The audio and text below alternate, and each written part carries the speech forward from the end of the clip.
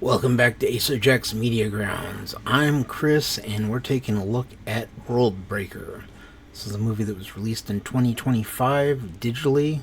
I can't seem to find anything that says it had a theatrical release. It was directed by Brad Anderson, starring Milla Jovovich, Luke Evans, and Billie Boullet. I believe is how her name is pronounced. It's about a father who is preparing his daughter to be able to survive in a world overrun by aliens from another dimension or within the Earth. The movie is not entirely clear on where they come from. It's supposed to be kind of a sci-fi action film.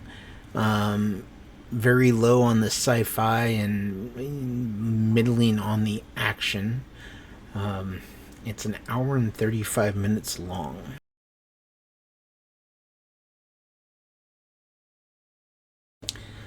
As far as entertainment goes, I mean, this movie it tries to act like it's a sci-fi movie.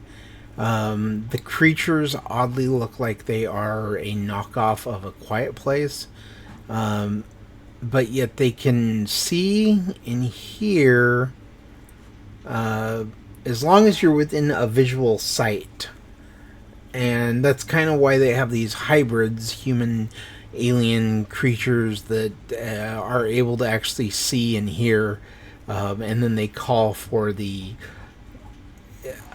I don't know what to call them other than they look kind of like they're trying to be spiders and the aliens from A Quiet Place. The hybrids have this Resident Evil zombie vibe to them, which really made the movie kind of weird when they're like, the only way to kill these things is by squishing the brains. And I was like, okay, this really does feel like a zombie movie in that sense, even though they are supposed to be like hybrid human, other dimension, center of the earth creatures. It's kind of strange in that sense. I mean, entertainment wise, I wasn't very entertained by this. I give it a 2 as far as that goes.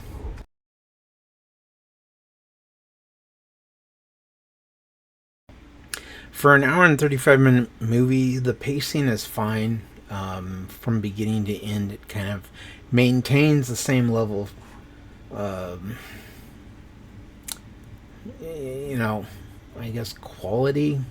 But it spends a lot of time with Luke Evans as the father, kind of telling these stories of Kodiak, who was the first one to witness the world breaking and these aliens coming out of it, and is the first person to have killed one, as well as figured out how to kill hybrids, which are what some of the humans turn into. And apparently the only people who can fight these creatures are females, because the men apparently turn into hybrids much quicker than the females do, but it's not unheard of for the females to turn into them, which they don't even bother to explain. So you're given an hour and 35-minute sci-fi kind of father-daughter bonding movie with telling stories. And I mean, for the pacing, it's kind of what you expect in an hour and 35 minutes. It's a 3. And so, if that's what you want, this has got the best moments of the movie are the pacing.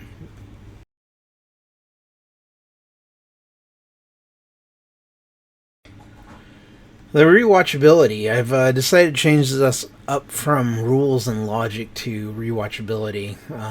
Is it something that I would rewatch? Does the movie give you a reason to rewatch it? In the case of this one, I would say that the movie ends without any resolution. It just ends. they're getting ready to go into a battle against the creatures, and it just ends. The movie itself really didn't keep my attention to the point where I was like, oh, I need to rewatch this because I feel like I missed something. It literally came off like, oh, that's it. That's all there is. We're not going to explain a whole lot of what these creatures are, where they came from. Instead, we're going to have the dad keep telling this story of Kodiak, who, by the end of the movie, they were trying to clearly point out our favorite actress as the superhero of the movie and everything, even though she's Milla Jovovich is maybe in the movie for 15 minutes of an hour and a half. So it just almost the entire movie is Luke Evans and Billie Boullet, or maybe it's Bullet. Their name's got an O and it's spelled similar to Bullet, but with the O after the B. Oh, anyway, I digress. It just rewatchability wise, this is a 1. I have no interest in going back and rewatching this one.